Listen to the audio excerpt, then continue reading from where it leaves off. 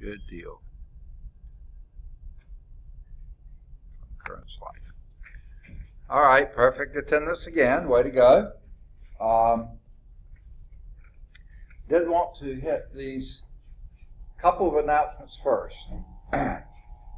The first is kind of a big apology, but with excuses. Sorry. I'm,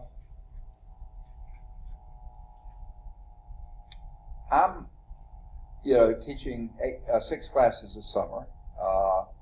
5 of them are 4-hour classes. 3 of them have labs with it. So I've only got one 3-hour course. It's a pretty tough course, but it's still only 3 hours. It seems like an easy course this time, because it's the fewest hours. And on top of all that, last week they assigned me to be on the biology screening committee for a biology position. And they wanted us all to go over there 1 of 2 times on Monday. Well, my Mondays and Wednesdays, I have no time. I have 8 o'clock class, 11 o'clock class, a 2 o'clock class, and a 5:30 class. And no more than 20 minutes here, 20 minutes there, 10 minutes here, 10 minutes there. That's all I've got not in class. So I said, I can't possibly come on Monday. Can I come Tuesday after this class was over with? They said, well, if it's all right with human resources, and they said, sure, fine. But all the honchos went off to a retreat, okay? And then, so I went over there, because they said we were supposed to, got over there and said, oh, well, you didn't need to come because it's all online now. I said, well, why did you say we had to be here? Yeah, of course, it wasn't her. They were all off on the retreat. So why did they say that? They didn't know. But when I went to log in, I couldn't log in. So they had to call around and do this and do that. Finally, so I wasted a half hour driving over there. Then I wasted about another half hour, 45 minutes while they were trying to find a way to get me to log in. And finally I got to log in and got on the system, learning a new system. It's all computerized now. No paper copies at all. Well, a little bit, but not everything was there. And I only had time to really review 3 out of 18 files.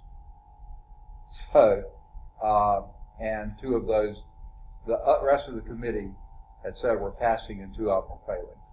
I went, what did they do, So anyway, the secretary said, take the stuff home with you, take it back to the Bassman Camping Show, work on it there.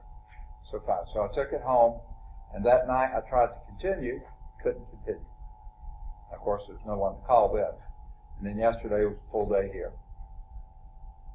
So today, after my morning class, I went to log in, couldn't see any students, came up to log in this computer, couldn't see any students, called, and they said, well, go see Miss Champion down there, so we did. And we went through a lot of stuff, and finally she found a way that I could see the files. So, that was right before I was supposed to go to lunch. So, sort of like, I got 0 done today. And that means, as soon as this class is over with, it's files, files, files, files, files. Now, what's the purpose of telling you all that sad story? Here's papers I need to grade that I haven't been able to touch since we last were in class. Except for a few times when the physics classes were doing their labs, I graded 1 or 2 papers, whatever I could squeeze in. Or when I got here early one morning, I graded a paper. But so I'm behind in the grading. Sorry about that. And I don't know when I'm going to get my head above water again, because I still have at least 15 big files to go through to, yes. Oh, goodness, no, heresy. Oh, my ears are burning. Okay. What's that? Yeah. Y'all are just too kind, you know that? Y'all, you're just sacrificing yourself for my sake. I can't let you do that. Okay, sorry about that. What's it? Okay. But anyway, that's why you haven't seen any new grades go up on Blackboard or anything else, because I'm trying to get my head back above water. So I'm going to spend that from 3:30 until 5:15 grading. No, I'm sorry, screening. And I'll probably have to take them home with me and screen, and probably get in trouble with my wife screening, and but hopefully before the weekend's over, I'll have them all screened and can get them back to the people on the Birmingham campus. Now, that said, the other announcement is sort of a good news, bad news situation. Did I tell you this one before? Huh?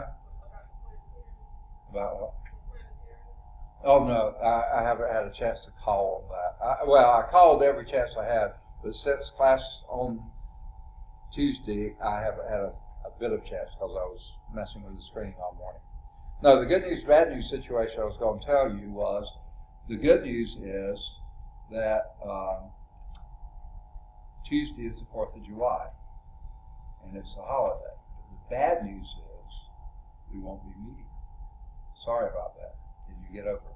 So try to anyway. Okay. Now what's even worse, I saw in an email this morning, the governor has said Monday's a holiday, state holiday too. So there will be no classes Monday either. But of course that doesn't affect us any, so I feel okay about that. Huh? It's just the day before the 4th. They decided to give us a full weekend. Huh? The governor. Huh? I heard that the governor was going to visit the campus on Monday. Really? Yeah. Well, she canceled class. She made it a state holiday. She was going to be visiting the campus. You might want to check. No, this came from the president, or the president's office, that Monday the 3rd is a holiday. The governor has declared it a state holiday for all state employees. So I went, oh no, I was looking forward to a 13-hour day, and they went and canceled it. Okay, so but that's what I saw, and then I saw the vice president chipped into it and said, so yeah. So I don't know. Was that a rumor, or is that something someone actually that you have seen? Huh? Ms. Shelton announced it this morning. I wonder if she got it right, because it came from the president's office this morning while I was teaching, so it's around 9:15, something like that. So I think she may have misread the email. I don't know. But the one that came from the president said, and then I've heard someone else say it too. Who was it? Someone I was talking with. Oh yeah, in the cafeteria. She said, one of the ladies there said, you heard Monday's a holiday? I said, yeah, can you believe that? And she went, oh, you're kidding. So anyway. All right, enough of that. Any questions on anything we've done so far? Let's then talk about what we're going to do today. We're going to start with the last part of chapter 17. Get done as much as we can here. I'm sure we'll finish this with no problem. And then we're only going to go till from now, which is 12 until 1:30. So at 1:30 we'll start the lab. And so if we finish 17, we'll start going and get started on 18. And then have the lab for 17, okay? And then we will, wow, I won't see you for a week then. That's terrible, isn't it?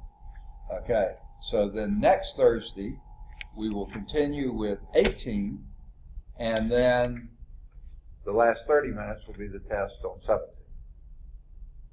Got it? Make sense?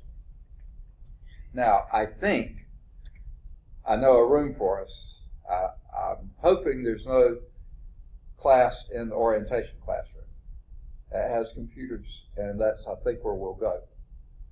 If there's an orientation class in there, then I'll find another room. That's where I think we'll be going at 1:30. Okay. So, any questions? Okay. Where we left off last time was in the section that's titled Sedimentary Rocks. Okay? What other kind of rocks have we already studied? Igneous, okay? What's that? Metamorphic we haven't gotten to yet, but we mentioned them. You're absolutely right. They'll be after sedimentary. Now, I don't know this exactly, except it shows up so frequently. I think the prefix, the root, litho, must mean rock. I don't know that for sure.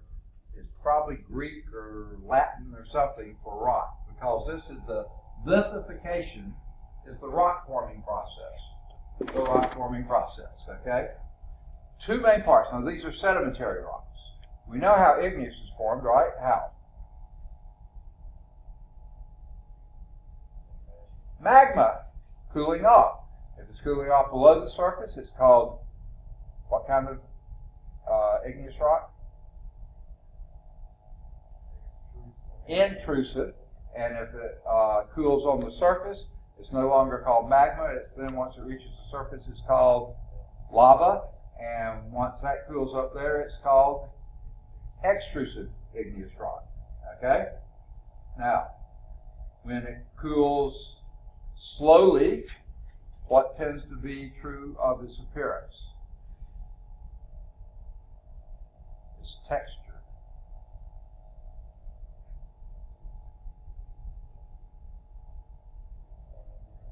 Second? No, if it cools slowly, it'll be coarse-grained because there are large crystal sizes. If it cools rapidly, then it'll be fine-grained because the crystal sizes are small. If it cools too rapidly, what happens then? It's like glass. Yes, it's like glass. It doesn't even form crystals at all. Okay? It won't actually be a mineral then because it's not got the crystal lattice. Okay? Good review. Okay. So now we're in the sedimentary rock. What's two big classifications of sedimentary rocks do we have? Clastic and chemical. What does clastic mean? Yeah, particles, fragments, exactly. And chemical? Okay, that's stuff that comes out of solution. It's been dissolved in water and resolidifies out of water, and that's the sedimentary rock, the chemical sedimentary rock. So let's look at that clastic sedimentary rock. Lithification of that, two main parts of that. They like the C's here, don't they? Compaction and cementation. Okay? Now, as you said, these are particles that have settled.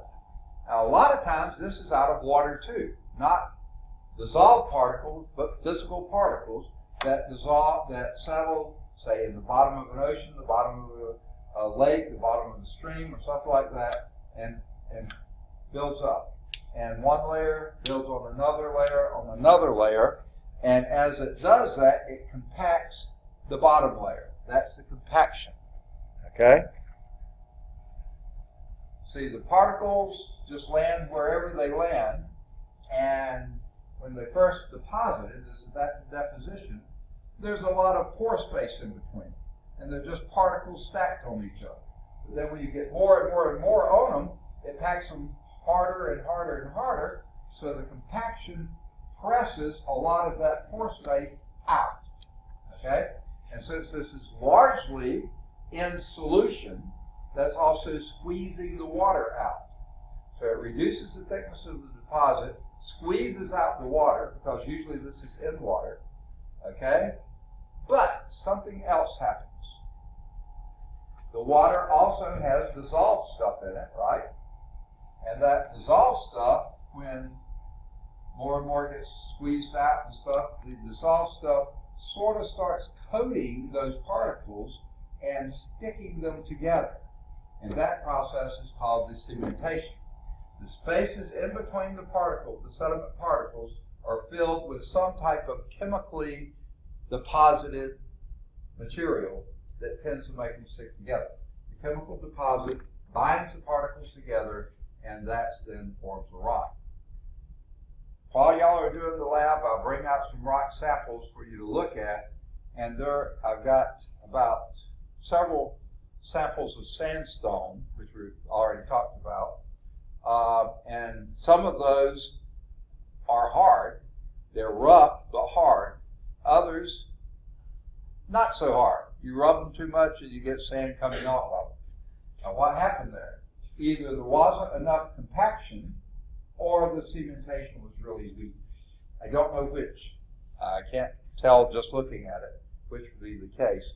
But those are the two processes for sedimentary rocks, the lithification process of your clastic sedimentary rocks. Okay? Now, before we turn the page, in your text at the bottom of page 448, there's a figure 1715. It says it's a piece of breccia, sedimentary rock that formed under consolidation with large angular fragments into a solid rock. So these are gravel fragments, much bigger than sand, but you can see the cementation in between. It's sort of a pinkish kind of color. Okay?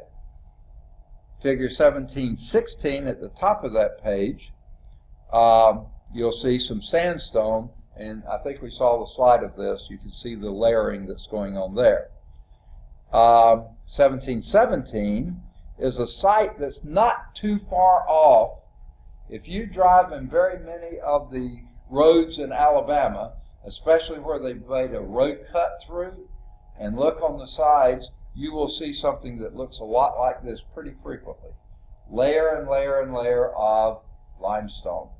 And the limestone came out of solution at different times and formed these various layers. Limestone is sedimentary rock that formed underwater, sometimes with the remains of marine organisms. They don't show that too much there. And then at the very bottom, science sketch, draw an arrangement of 12 perfectly round stones deposited with the lowest amount of open pore space possible. It's just a little fun to do if you can do it. Okay? Before we turn the page, a closer look at asbestos. Okay? It's a pretty interesting read there. You'll find out, if you read this, that there are certain kinds of asbestos that are perfectly safe. Okay? However, asbestos has such a bad name, if people hear it, they run from it. Now, I can remember during my lifetime, early in my lifetime, when asbestos was touted as one of the best things that sliced bread. Why were people so fired up about asbestos? Positively, very positively. It will not burn at all. And they found out it was a great insulator. So people wrap pipes with asbestos materials. Guess where else it was used? And this class of people has a lot of trouble from it. You know, your brake pads and brake drums, some of that, you see, it's a rock, it's a mineral. Some of that was asbestos. And why was that good?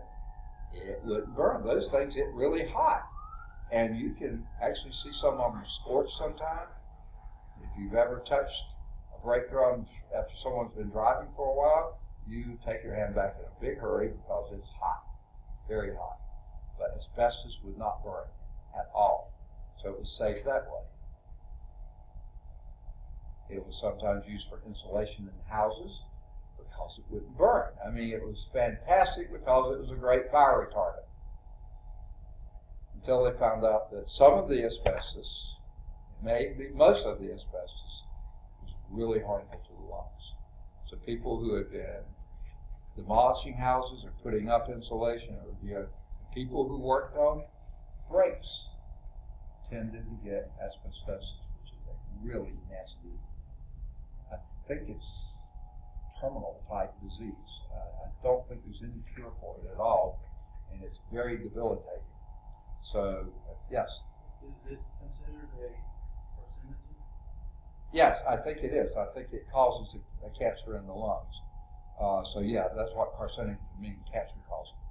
So I can't remember if this mentions that part of it here or not.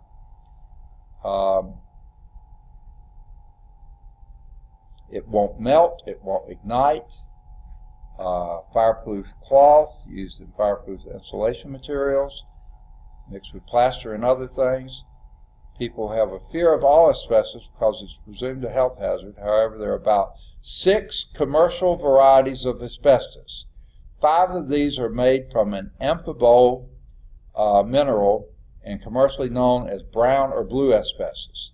The other variety is made from chrysotile of the serpentine family of minerals, which is commercially called white asbestos. White asbestos is the asbestos mined and most commonly used in North America. It is the only amphibole asbestos, blue and brown asbestos, that has been linked to cancer, even for a short exposure time.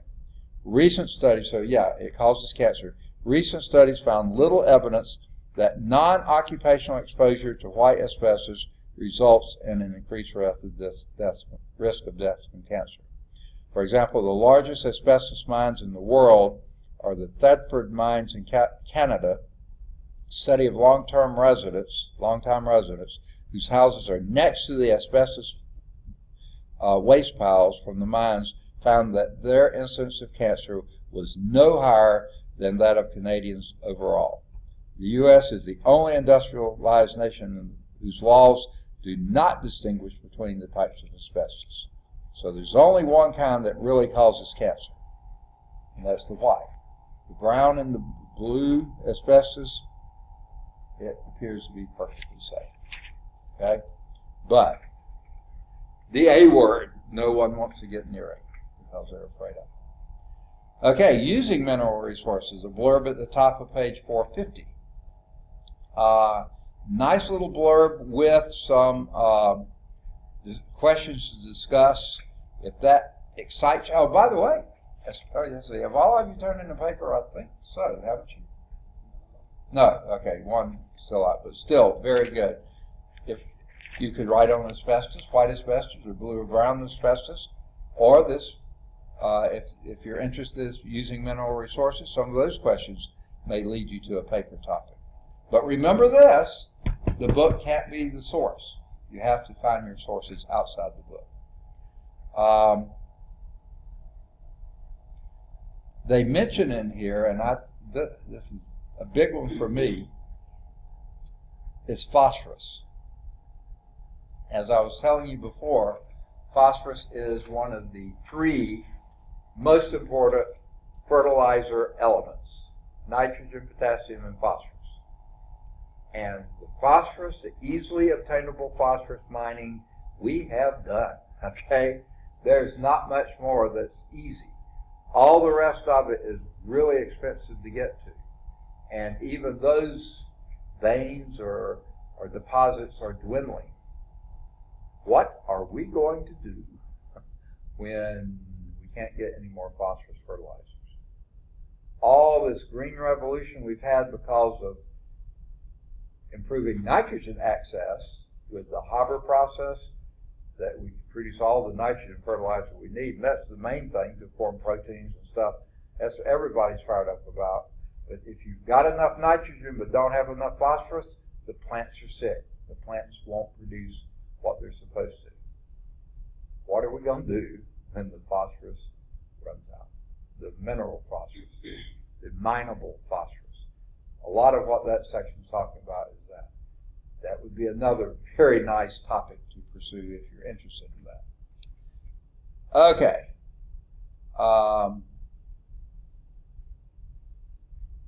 They have little blurbs here. Didn't mention one of them.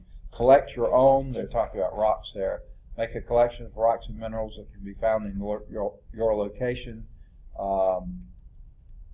And then there's another one, concepts applied, minerals in sand. Collect dry sand from several different locations. Use a magnifying glass to determine the minerals found in each sample. And that's mostly by looking at the crystal shapes. The quartzy things will be one shape and other things will be other shapes. Okay, enough of that. Metamorphic rock. talked about where the name metamorphosis came from, right? What does it mean? Change, big major change. In fact, let's see if I can remember the author's name. Pretty famous author, but a wacko in my mind. German. It's a well-known author. Weird, I think, but he wrote either a novella or a long short story or a little novel or something like that. The name was Metamorphosis. Like I said, he was sort of a weird character. There was this guy in the main character in this story was not very happy with his life and complained about everything. I haven't read it, I've just heard about it. And he was such a complainer, negative, and that one morning he woke up and he wished he was something else or something like that. You know, it was sort of a classic scenario. And one morning he woke up and found out he had metamorphosized into a cockroach. And that, the rest of the story is a cockroach, I think. Like I say, I haven't read the whole thing. Really famous author. Like I said, he was sort of wacko. The name of the book was Metamorphosis. Okay, or something like that. It had metamorphosis in it. What metamorphic rocks then are previously existing rocks. Okay, rocks that were rocks. Okay, now not rocks that are weathered like you were talking about before.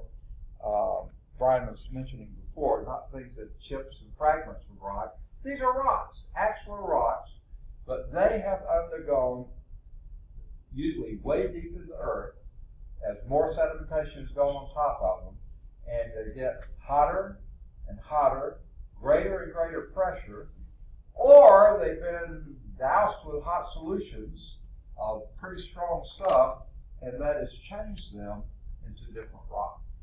So change, that was the key word here. The causes are usually associated with geologic events. For instance, movement of the crust. Now we'll talk about this a lot in the next chapter. Okay, movement of the crust. In crust motion, basically some crust is always being what they call subducted under other crust. So it's moving down. As it moves down, heat, pressure, all come into play. That's where metamorphosis can occur. It also is associated sometimes with the heating and hot solutions from magma intrusion. Okay? I've mentioned Yellowstone before. Fascinating place. There you'll find places where water has crept into cracks and gone down and gotten close to magma or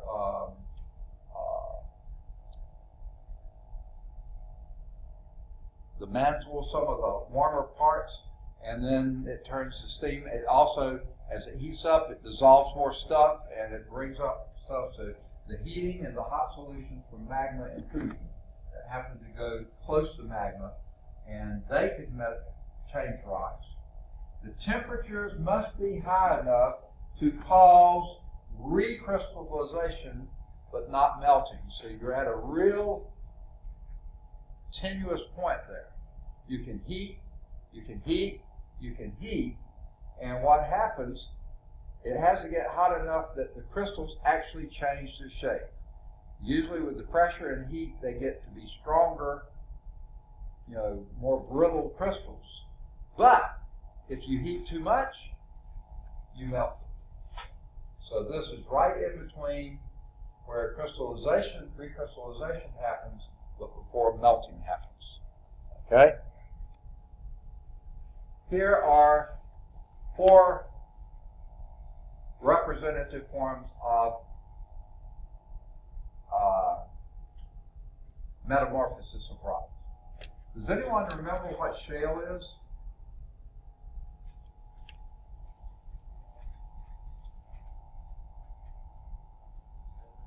It's a sedimentary rock. Would you call it plastic or chemical? plastic. What were the particles that were plasticized or pressed together? Not sand. That would be sandstone. This could be either silt or clay. Very small particles. It's pretty slick. Now, you could form mudstone or claystone or siltstone with that, but that's usually three-dimensional. What shale is two-dimensional. The layers are very thin with very distinct dividing lines, okay?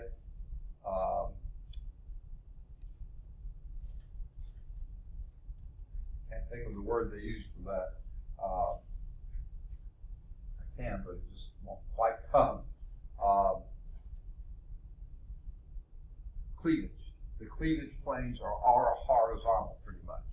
That's what shale is. A sedimentary rock, a plastic sedimentary rock of sand or silt or clay particles, but that comes in sheets.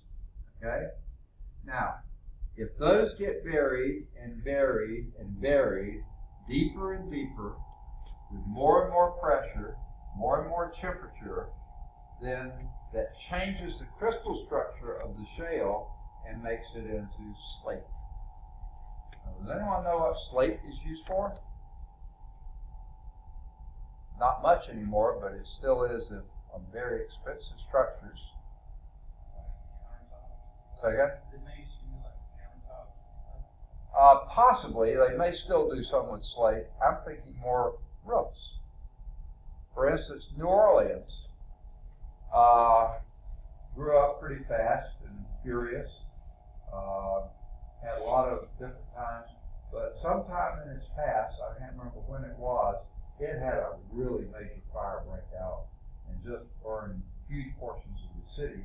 And one of the reasons for it, most of the roofs of the houses and buildings, they use cedar shapes, I think. Cedar, will split cedar into very thin pieces. It makes a great roof. Cedar is a long-lasting wood. It has a lot of oils in it, so it's well preserved, and it will hang around a long time. And it's also great kindling.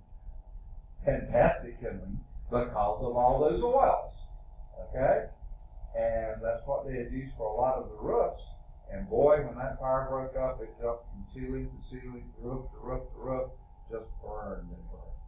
So, I'm not sure if New Orleans actually did a law that you couldn't use cedar roof anymore or whatever, but they started having slate brought down, I think, from Pennsylvania and other areas, and it's a very hard rock, and guess what? It won't burn, okay? It's heavy, makes heavy roofing, and you have to seal the joints in between. Our church in Southside Birmingham the old building has a slate roof. Boy, when they have to replace one of those, that's an expensive thing to do, or to repair them. But that roof has lasted probably close to 100 years now, It's a good roof, okay? But guess what? That slate could get very, very, very, very more heat, more pressure, enough that it actually changes the crystal structure again. And then it becomes schist. Be sure you get the S in the right place, okay? It becomes schist, okay? And that's an even harder rock. I don't think it splits into sheets as easily as slate, so they don't use that as a mode for roofs. But guess what? Under more and more pressure and heat and stuff, usually by this time, it's so much pressure, and if the pressure is uneven, that layering that you saw in shale and slate has now become distorted. And I remind you to look in your text. It's on page 452, but on the slides, it was that first rock we saw and said it's one of the oldest rocks that have been found on the planet. That was gneiss. Don't pronounce the G. You say nice rock. No, that's gneiss. You add more heat and more pressure to that, it gets hotter, and guess what happens to gneiss? get more pressure on it, more heat, it melts. And when it melts and resolidifies, it goes back to being igneous rock, because rock coming out of melted rock is igneous. Stuff, probably most of the shale, the particles in the shale, were probably at one time igneous rock. But they broke off and stuff like this, became particles, then they became sedimentary. Yes? How long does it take for that process to happen? Millennia. Okay.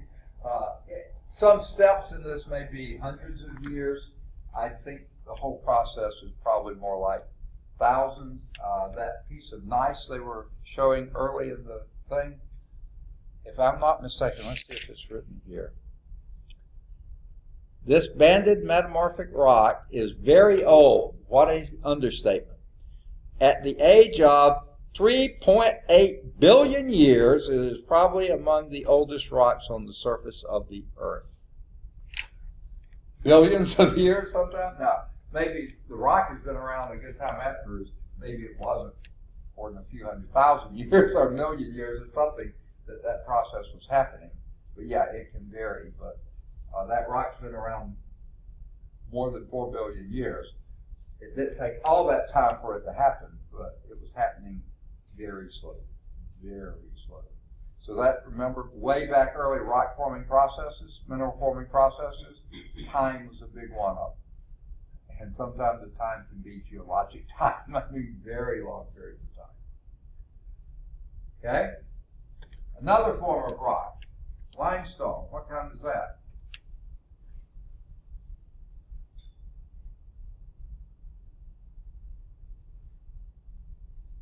You have three kinds: igneous, sedimentary, metamorphic. Make a guess. What's that? I can't hear. Sedimentary? Bingo. What kind of sedimentary? Two kinds. Plastic is particles. Limestone is chemical. It comes out of solution, usually way deep in the ocean. Okay, that's usually where limestone is formed. Later, it gets uplifted. Okay, so limestone is chemical sedimentary rock, and if it gets buried and buried and buried and buried under greater and greater pressures, greater and greater temperatures, it metamorphosizes into marble, a metamorphic rock. Now, by the way, all three of these are metamorphic rocks. This one from sedimentary, this one from metamorphic, this one from metamorphic, okay? So a metamorphic rock can be from a previous metamorphic rock. Limestone metamorphosizes into marble. I have a few samples of marble that we'll be looking at. There are actually some intergrades in between there. They don't mention here, but you hear, and my wife likes looking at these HGTV type shows when they're renovating houses or looking at houses or all this kind of stuff. And there's a real popular kind of material that's harder than limestone but not quite marble yet. And I can't think what they call it. I don't know if I have a sample of it or not. But I think there may be some other steps in between there. But then you can have all kinds of shapes and colors and patterns in marble. But if you add more and more and more heat and temperature, pressure, what happens to it? Ultimately, to all of them, it melts. And when it melts, it resolidifies as calcite, which is a igneous rock. You guess what the calcite? It deposits and becomes limestone. When it dissolves and then deposits it back in the ocean, it becomes limestone. All right, sandstone. What kind of rock is that? It's what? Sedimentary, absolutely. And sedimentary, what kind of sedimentary? Sand. Particles. Plastic. Sandstone. Okay? And it gets buried. Greater and greater pressures, greater and greater temperatures, enough to change the crystal structure, and it becomes a mineral or a rock called quartzite, which is actually metamorphosized sandstone. Sandstone, you can feel the roughness, and it's pretty easy to break apart. I mean, some more than others. Quartzite, very hard. The crystal bonding is much stronger and tighter. It's a very hard work. Okay? It undergoes more heat and temperature. What happens to it? It melts and becomes melting quartz. And guess what? Quartz is igneous. When it resolidifies, it's igneous rock. And then it breaks into pieces and becomes sandstone again. Okay. Now, they don't say what kind of rock this is. It's that fine grain. I'm going to guess basalt, but it doesn't have to be. There are other fine-grained igneous rock, and it gets buried under greater and greater and greater layers and temperatures and pressures, and it more metamorphosizes into schist as well. So you don't only get schist from slate from shale, you can also get schist from igneous rocks, fine-grained igneous rock. And more heat and temperature, it will become nice too. Nice rock. Okay. And then, if you add more heat and temperature, pressure, it melts and then resolidifies. But once it's melted, it goes back to being igneous rock. If this is deep in the earth, it's probably melting very slowly, and because it's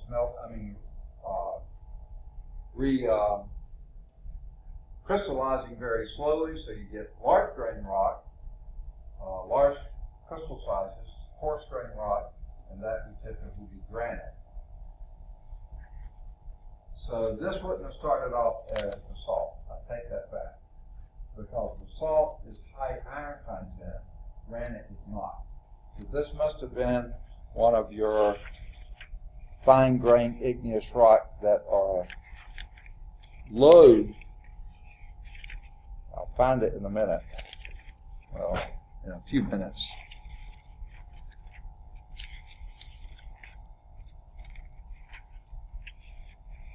Goodness, I know there's tables in here. We looked at them.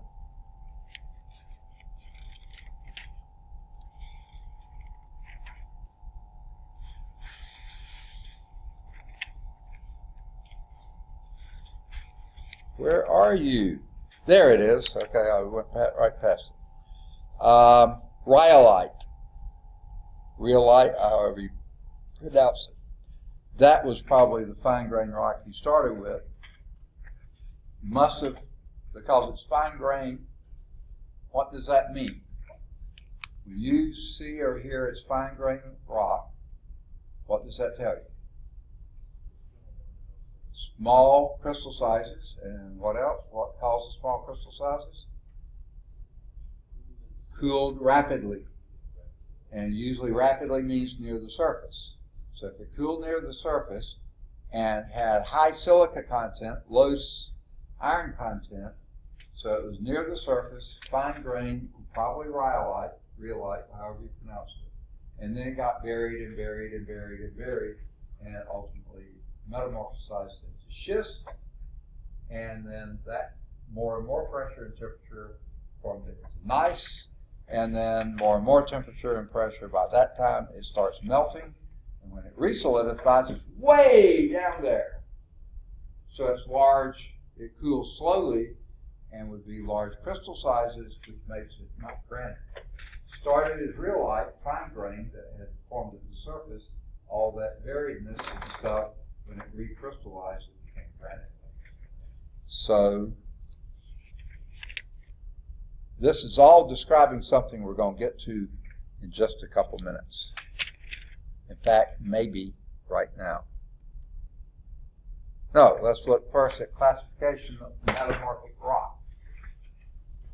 Okay, now metamorphic rock were other rocks to begin with. And from that representative table here, you see sedimentary, igneous. And this was Actually, metamorphic, okay? So all types do, but a lot of them are sedimentary. A lot of sedimentary rock or layered rock, okay? So you would expect that some of your metamorphic rock that came from those layered rock would also be layered, but maybe not all of them, okay? So one of the ways we classify these metamorphic rock by the degree of foliation. What in the world does foliation mean?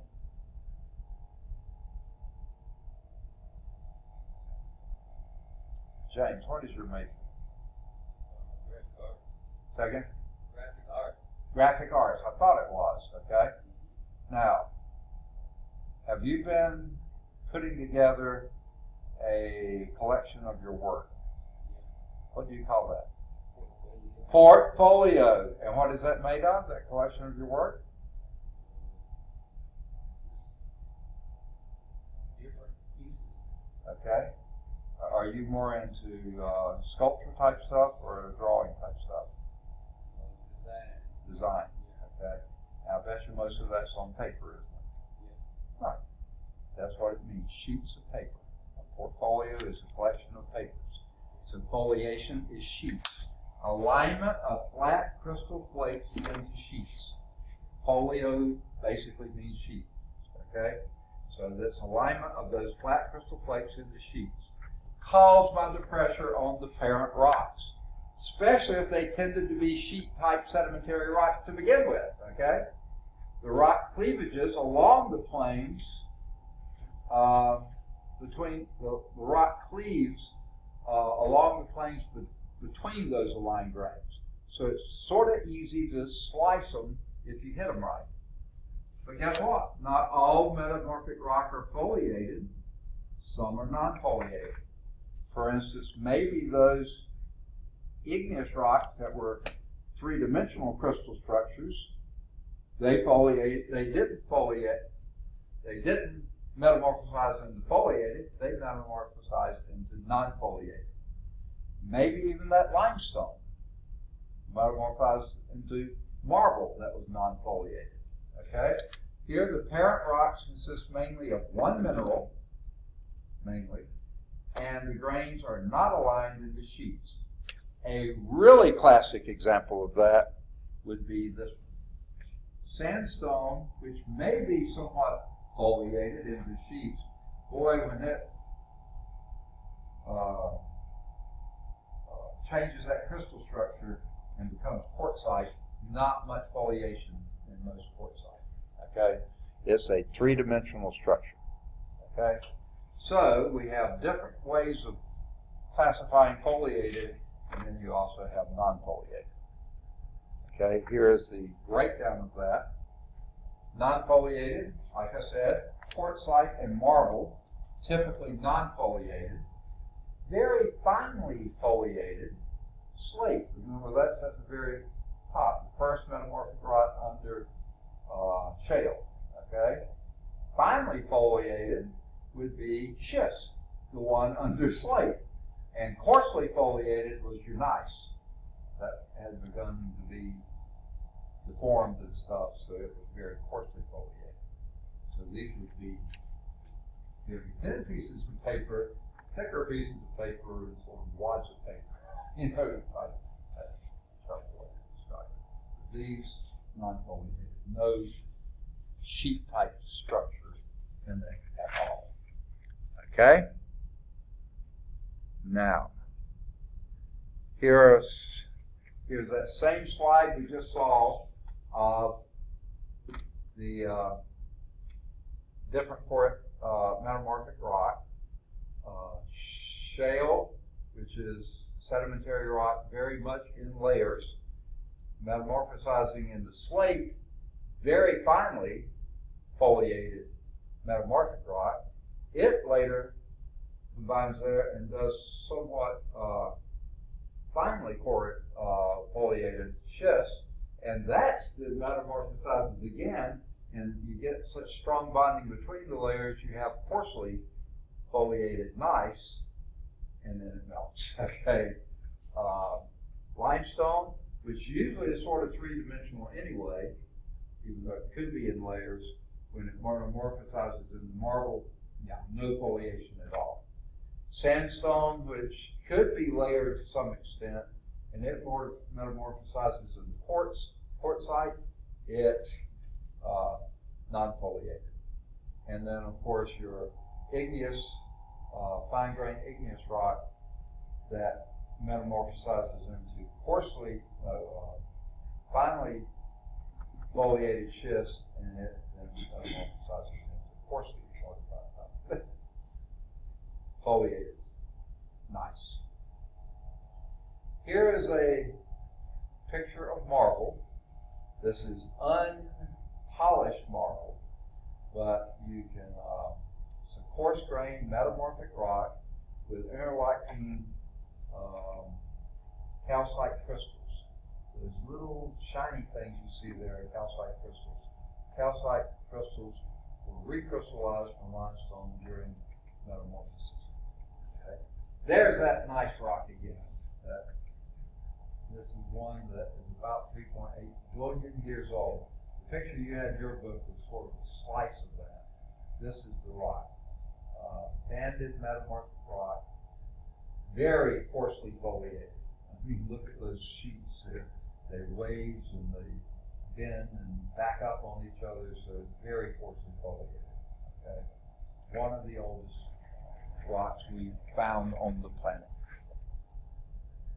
Okay, then the very last topic in this section, which we've been talking about repeatedly, okay, without giving it a name, is the rock cycle. Okay, everything I've described and talked about these other rocks goes right back around. Okay, the rocks transformed into new type by Earth's interior and exterior dynamical processes that are always changing. On the surface, inside the surface, deep in the surface, interior, exterior. You have the moving continents. That creates a lot of change. You have the seas advancing and retreating. That changes. Weathering and erosion. We talked about that in a couple chapters, by wind and by rain. That's always changing the rock. So igneous rock may be broken up by weathering, make particles, those can be sedimented out and form sedimentary rock. Those can be buried as you got the plate tectonics moving, buried real deeply under high temperatures. That could metamorphosize into different rocks. Okay? Seas advancing and retreating, bringing in different minerals and chemicals and things like that. Everything is contributing to the constant series of changes. Now, they're not rapid changes. They're, as Brian was asking, they could take hundreds of years, thousands of years, millions of years, maybe even some billions of years, though some don't hang around that long. But they happen. And this is one of the neatest drawings. Whoever came up with this one was pretty good. Let's start here with magma. All rock was one time igneous rock. When that magma solidifies, if it solidifies deep in the earth, then you have your high iron content coming out first, because they come out at very high temperatures, and then more and more, and then you get less and less iron. And if they come out near the surface, they're usually more fine grained, deep in the surface, coarse grained, but you get igneous rock nevertheless. Paramagnetic igneous rock if there's high iron content, non-paramagnetic igneous rock if it's low iron content. Now, this is exposed to weathering and erosion, which breaks it into small pieces, fragments, particles. That makes plastic sedimentary rock. Now, most of the time, those come out of solution, not out of solution, out of suspension in water. And they settle down, and then others on top, others on top, others on top. The lithification process, which is made up of two steps. What are those? Compaction and cementation, exactly. And that then could form sedimentary rock. Okay? But that's not the only path for igneous rock. Igneous rock can get buried under great temperatures and pressures and metamorphosize into metamorphic rock. Okay? So let's go back to the sediments, the sedimentary rock. What can happen then? Well, it could get broken apart and go back into sediments again, and then reform another type of sedimentary rock.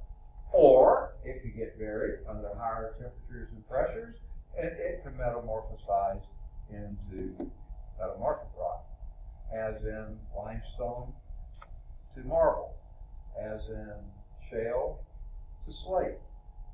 Okay? Now,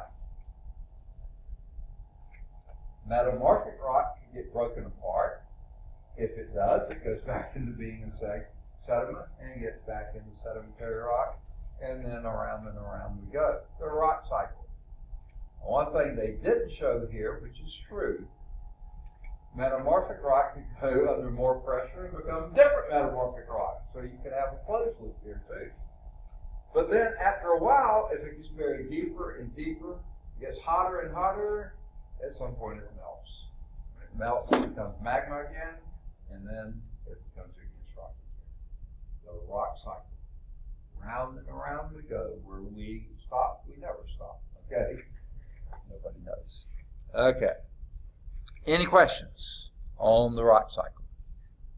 How about tricycles? No, never mind. Okay. That's the end of the chapter. Okay? Wait, hit the wrong key. Okay. At the end of the chapter, and I'll say my little blurb, I say it every chapter, nothing replaces reading the chapter. Okay? So please read it. A time or two or three or four, or whatever it takes. There's a summary here that hits the high points. It doesn't hit it all, but it hits some of the high points. A lot of the italicized words are the key terms and stuff, so you can read through that. Then they list the key terms. They list them alphabetically, but they give page numbers where they're first introduced or defined or described. And then comes what I think is the biggest aid to learning, perhaps, especially for test-taking purposes, or you're applying the concepts. Now, this chapter only has about 43, which may be a little on the short side of normal or average, but they give the answers here. And then 19 questions for thought. That to me seems a little on the high side, so you got several of those. Great things to think through. For further analysis, you only have about 4, which is normal to maybe a little light normal. And then for those of you who do have the books, the actual books, the parallel exercises, Group A, do have the answers back in Appendix E. If you have the little thin book, that doesn't have that in it. But a lot of those things are things like the, I guess they call them examples or something they show in the text, which sometimes are based on the first half of the book, which you haven't had before. So don't get too bent out of shape if you can't do all the parallel exercises. Any questions then on chapter 17? Okay? If not, then we'll go to, I'm sorry, I did it backwards. Okay.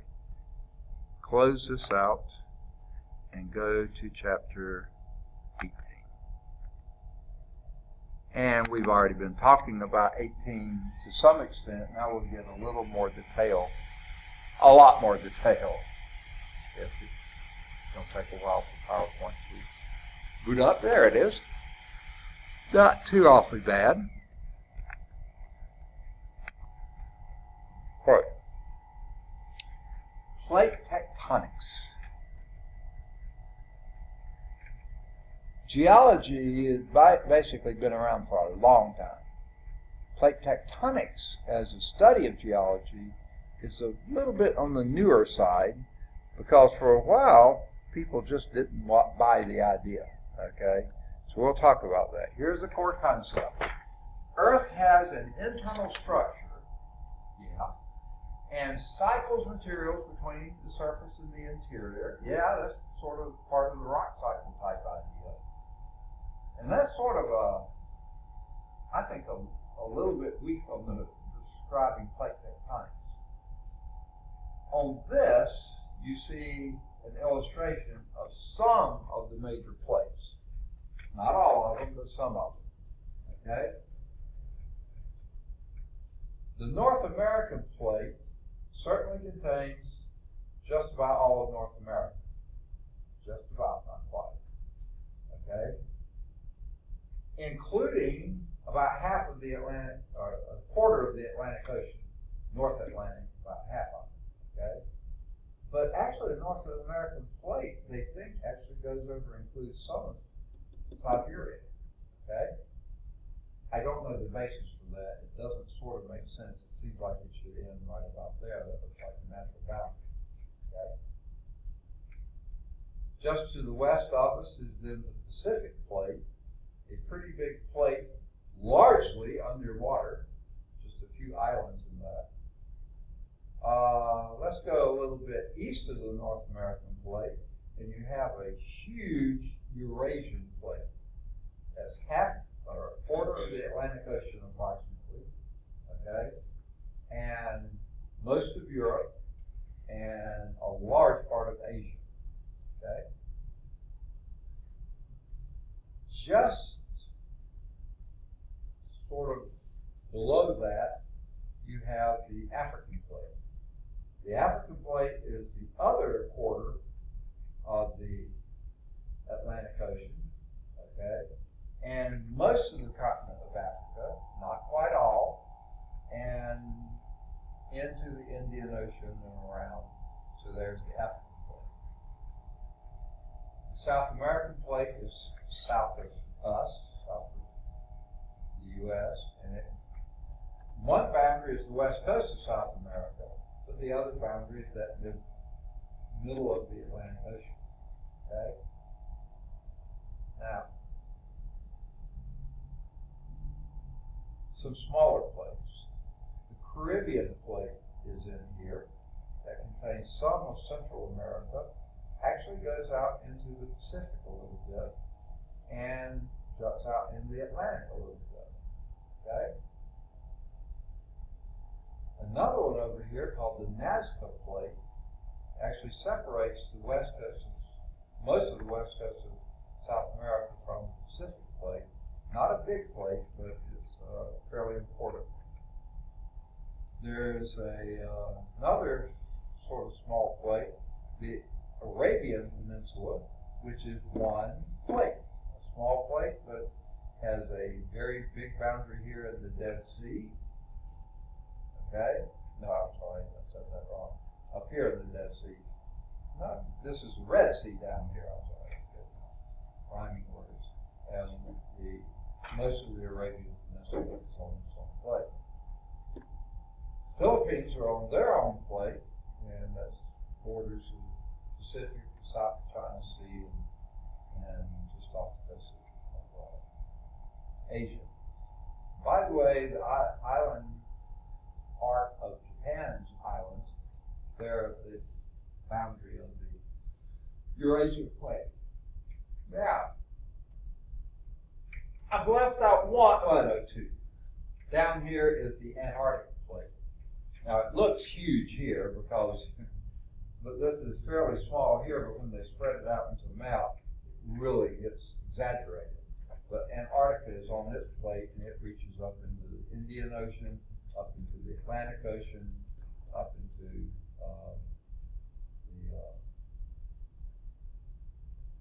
this is Pacific Ocean, Atlantic Ocean over here. Okay. Indian Ocean there. Oh, I left this one out. The Indian Australian plate. Who would have thunk it? India up here in Asia and Australia way down here, they're in the same plate. That doesn't include Southeast Asia, which is almost in between the two. Okay? That's all part of the Eurasian plate. So this is the Indian Australian plate. New Zealand kind of forms a boundary there. Parts of Indonesia are in this, and parts of them are in the Eurasian plate. Okay? And then about half of it, halfway between boundary there between it and the Antarctic plate. Now, one other, well, I don't know what this Greenland is down here. They don't list it with a name. They list it as a separate plate. I just don't know what it is. I've never heard its name that I can recall. Right? It must be another little plate down there. Doesn't seem like many people pay much attention to it. There's one other that is just bizarre. There's a little bitty sliver of a plate in between the Pacific plate and the North American plate, just on the coast of basically Washington State and British Columbia. BC, Canada. Just a tiny little plate up there, but lots of issues there. I think Juan de Fuca was I believe he was Spanish explorer that first went into the area, but in this area are the San Juan Islands off the coast of Washington State and British Columbia, Canada, and there's a lot of whale sightings and things like that there. It's a pretty area. We did go on a trip, my wife and I did, with a friend of hers, and we went up from Washington State. Karen had been at professional meetings, so after they were over, we went to Washington State, met Amanda, who's in Bellingham, Washington, took the ferry up to the San Juan Islands, and then went over to Victoria Island, which is off the tip of British Columbia there, and then over into Vancouver. Very nice area there. Okay, but there's a little bitty plate under that, the Juan de Fuca plate. We'll talk about that more later. So let's look first at the history of the Earth's interior. Now we think the Earth was formed about 4.6 billion years ago. Remember, they think the Sun was about 4.8 to 5 billion years ago. So the Earth came along another 200 million years after the Sun. Okay? When we were part of that solar nebula that was surrounding the Sun, the Sun blowing up and condensing, doing all this kind of stuff, we were in that mess. Early Earth had molten surface from the bombarding materials. I mean, everything was pretty hot, pretty radioactive, lots of interference and collisions going on. So the Earth's surface was even molten back then. That's basically why all the planets are spheres, because they were melted, and that's the shape where you have the least surface area for the unit volume. So most of them are pretty spherical, okay? The surface cooled and began crystallizing. And of course, if it was melted and crystallized, it became igneous rock. That's another reason all rock were one time igneous rock. Because in the original formation of it, it was a molten surface, a melted surface that over time solidified. So therefore, they were all igneous rock to begin with. Okay? The heat accumulated from radioactive decay led to a second melting, this time of the interior. Okay? So they're sort of suggesting the interior started out being more solid, but now it's becoming more liquid. And the melting occurred in pockets, not throughout the interior. Okay? We'll talk about that a little bit later, and that's the key for why we have the plates.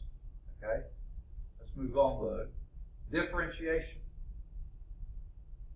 This included the melting and gravitational settling of the heavier elements. As the heavier things melted, then they tended to sink. In a liquid state, heavy things sink and the lighter things sort of float. That gave the Earth its present stratified structure. The iron and nickel and stuff is down deep. Then you get mixtures of iron and silicates and things like this near the surface, becoming less iron, more siliceous as you get closer and closer to the surface, until finally the surface is largely granite in most of the areas. Okay? So that gave the Earth its present stratified structure. The outer core of the Earth is still molten, and that's mostly iron. Mostly iron. When you have volcanic eruptions and that fumes out and the lava, the magma and stuff, it usually forms dark, heavy iron rock. Okay? Now, let's go to the inner core, conditions at the Earth's center. There you have pressures of up to 3.5 million atmospheres. Wasn't it just last class we were talking about something that a few hundred atmospheres of pressure? And we thought that was a lot. The inner core pressure is about 3.5 million atmospheres. Okay? Remember, above us now is 1 atmosphere. You go down 10 meters of water, you get a second atmosphere, another 10, a third, and keep going like that. Of course, when you're under rock, which is denser than water, you don't have to go as deep to get another atmosphere. But boy, 3.5 million atmospheres, that's a lot of pressure. And the temperatures are not astronomical, but awfully high. 6,000 degrees Celsius. Now, you would think at that high of temperature, it would all be melted. Actually, the inner core is not. Why is that? Because under 3.5 million atmospheres of pressure, it's sort of hard to be a liquid. Because you're pressed so tightly together, you basically form a solid. Okay? Even when you're at such high temperatures. Okay? Now, have we ever been there to find out? No. Have we even gotten close? No. But this is from all their surrogate data that they can get from there. That's what they think is probably the case. Okay? Now, what's the history of the Earth's internal structure? Before we go there, there's such a neat picture on page 459 of a drilling ship. Okay? It samples sediment and rock from deep ocean floor. It can only sample materials well within the upper crust of the Earth, however, barely scratching the surface of the Earth's interior, which we'll find later is called the mantle. Okay. So I can almost hear the question. How do we know? In fact, I think I've heard this question before. How do we know this stuff if we've never been there, can't even get close to there? How do we determine this? Well, here are some of the sources of that evidence.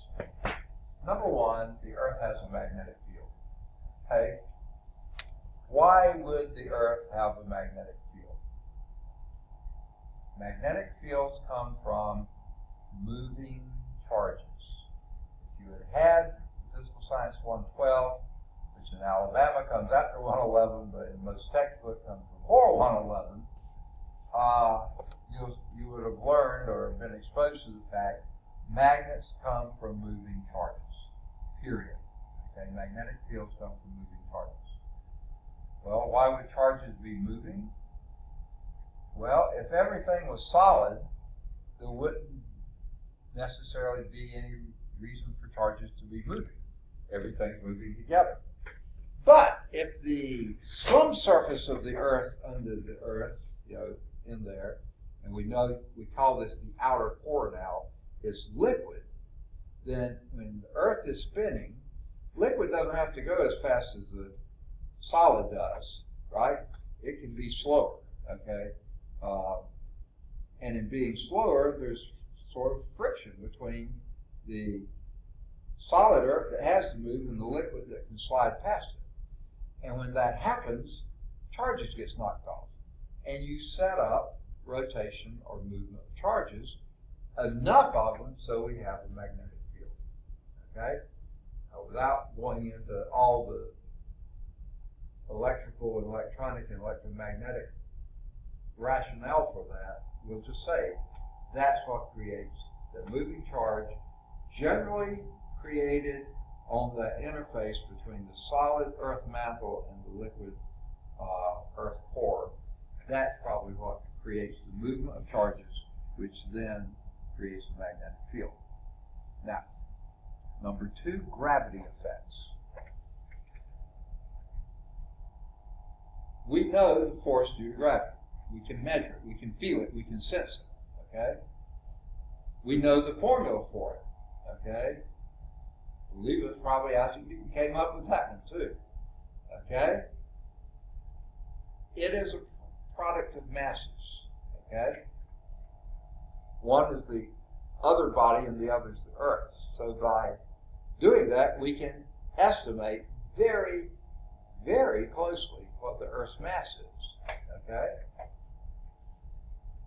We know how gravity fluctuates, or little amounts that it do.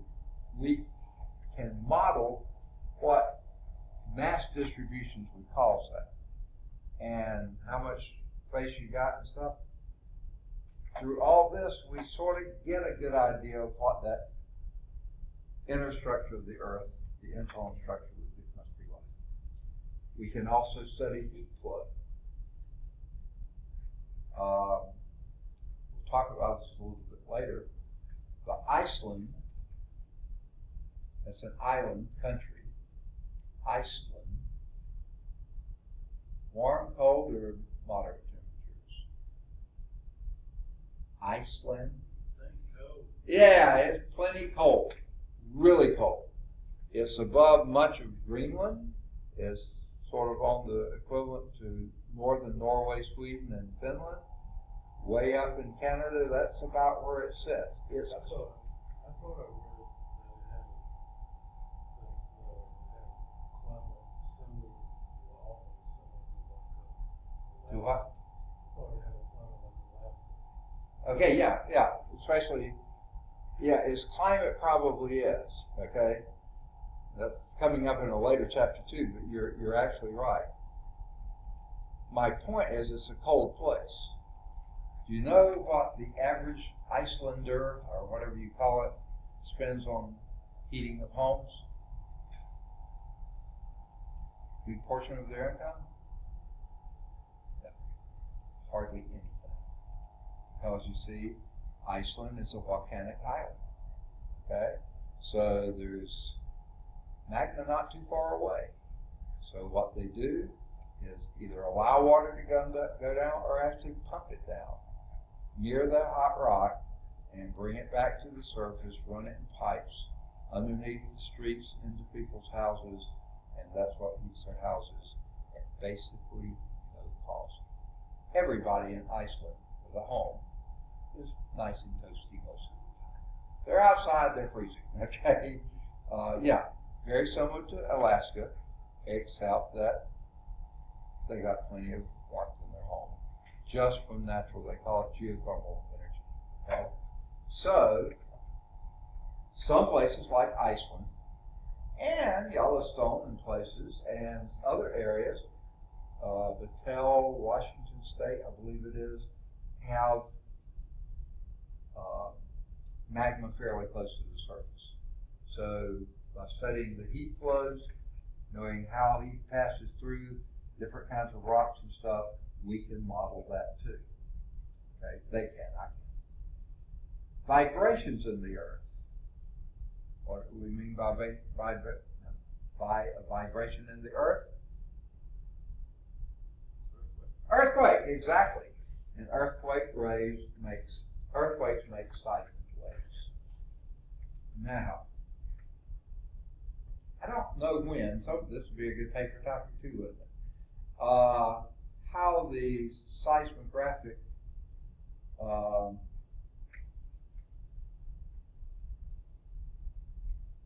agreements came into place, because there's basically two things that every country on the planet, no matter what their political orientation is, how big of enemies they are with others and stuff like this. It doesn't matter. There's two ways, I know of, probably more than two, but two big ways that every nation cooperates very smoothly, very fairly. That's in reporting seismic activity and reporting tsunami activity. A lot of countries are landlocked, so they don't even care about the tsunami. But we have, from every nation on earth, especially those that are near water, they do that. We'll talk about that in a later chapter. Here we're talking about seismic waves. You know the system that we use for that? Second? Yeah, the Richter scale. That's exactly what we use for that. But they have these seismographs scattered all over the planet. And everybody reports to everybody else what they hear. Now, I think a few countries kind of don't like that too much, especially those who are trying to conduct nuclear weapons tests when they're not supposed to. Because guess what? A nuclear weapon makes enough of a boom that it gets picked up on the seismographs. So they can tell exactly when North Korea is testing a nuclear weapon, or any other country might be testing a nuclear weapon. So maybe North Korea is not that happy they're having to participate, still it's working. Now, these vibrations radiate outward from earthquakes. An earthquake can be just sort of not far below the surface, radiates outward, which takes it this way, that way, and this way. It can be really deep and radiates outward, and then really, really deep. So we'll look at those two. But we can tell lots of stuff about those from those seismic waves, including inner core, outer core, liquid, solid, change of densities.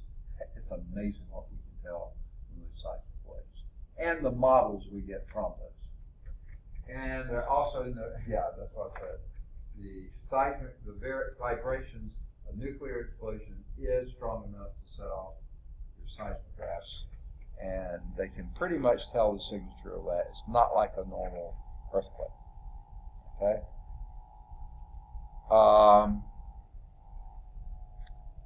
That's where I think we're going to have to stop for lab. Isn't it 1:30-ish? Okay. So we'll pick up next time with seismic waves. Probably shouldn't have started at Earth's internal structure. I wasn't paying attention to the time. Okay.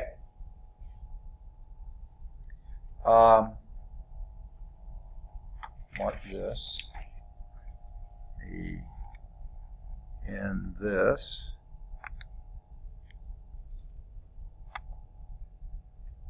Okay. Undo this.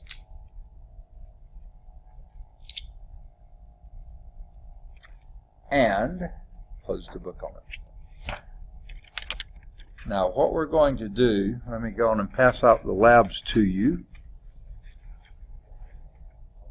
Turn off the What's that? Yeah, you can take a break, certainly. I hope we haven't lost James. His stuff's still here. What's that? I said we can work together, right? Oh, you certainly, I highly recommend you do. Okay. I'll leave your lab on your stuff. Okay. We're going down to a computer lab and do this from there. And why don't y'all take a little break so I can find out if the orientation classroom is open. If it is, I'm pretty sure we can use it. If it's not, I'll find something else. So I think while I'm heading that way, I'm going to pause Screencast-O-Matic here. All right, we're ready to start lab. It's called Experiment 42, Properties of Common Minerals. It's the Chapter 4 lab is all a computer lab. And I hope that you've taken the time that you had, not much, but a little bit, in reading the first page or so, first half of the page, especially the introduction. Now, don't worry much about the materials, because we're going to be doing it slightly different from what the book, the page says. So don't worry about procedure either. However, the definitions on the procedures are very good, and they follow up what we did in class. Color, streak, hardness, and they give Mohs hardness table here, just like you saw in the text, cleavage, fracture, luster, density, and other properties. Now, for other properties, well, I'll wait a minute and get to that, okay? Now, not going to do unknown minerals. We're going to use the ones listed here, okay? And what you're going to do is find this data. But you're going to do it on the computer. So have all of you found a computer that you can operate? Okay. Have you been able to log in? Okay. If you're logged in, here is the best source I've found so far.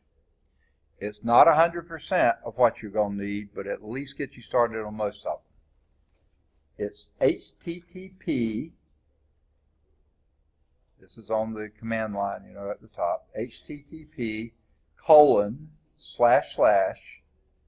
okay, web mineral, WEBMINERAL, no S, web mineral. There's another site that's called Web Minerals, so that won't be as helpful. Webmineral.com, and you can do a /data if you choose, and then you can / and type in any of these, but once you're in there, I think you'll be able to find the rest of them pretty good. But if you want to start with /calcite, which is the first one, you can do that, okay? And you may need to, go through a few screens or scroll down, that kind of stuff for a bit. And at some point, I think I just lost, there, okay. At some point, you will start seeing the data, okay? So if y'all go to the site and see what you can find, and if you can find the place where the color, hardness, color, luster, streak, hardness, cleavage, fracture. Notice cleavage fracture is one column, and you may find two listings there. So if so, fill up half the space with what they say about cleavage, do a / and do the other half of the space with fracture. Now, notice on the second page of your table, there's one column that says Other. Here's what I want you to put in the Other column, that last column on the right-hand side of the last page. Density or specific gravity. Density or specific gravity, whatever you find listed on the in the data. Okay. Now, before you get frustrated, let me let you know, I think I've already said it, all of these things are not listed in this site. Most of them are, but some of these are a bit bizarre because they're not really a single mineral. For instance, feldspar. There are tons of different feldspars, okay? So if you don't find feldspar listed, what I suggest you do, and y'all are better at computers than I am, Google feldspar, or use some search engine on feldspar. See what they tell you. If you can pick out a mineral name that is a feldspar, then write that right above feldspar, and then first go back to webmineral.com, see if you can find that mineral there. If you can, then write that mineral above feldspar and then fill in that, because feldspar is a big group. Now, bauxite is an ore. I can't remember if that's got it in there or not. There may be one or two others that are not in there, but most of these will be there. If you can't find it and can't locate it somewhere else, ask me, and I will see if I can help in any way. Okay? Any questions? Do you feel confident attacking it? So start attacking. If you run into big problems, then stop and ask me. Okay? I'm going to quit talking really soon, so if y'all want to stay, you can stay. Sorry about that. Okay, for right now, I'm going to go on and turn off. All right, good news, folks. I just was on the telephone with Mr. Weigel. Finally called him. And he said he had tried to call back, but my voicemail messed up, and he couldn't tell what happened, but he didn't think the message went through, and I don't think it did. But here's what I found out. He is booked solid this summer during the afternoons. However, 1 week from Tuesday, July the 11th, okay, from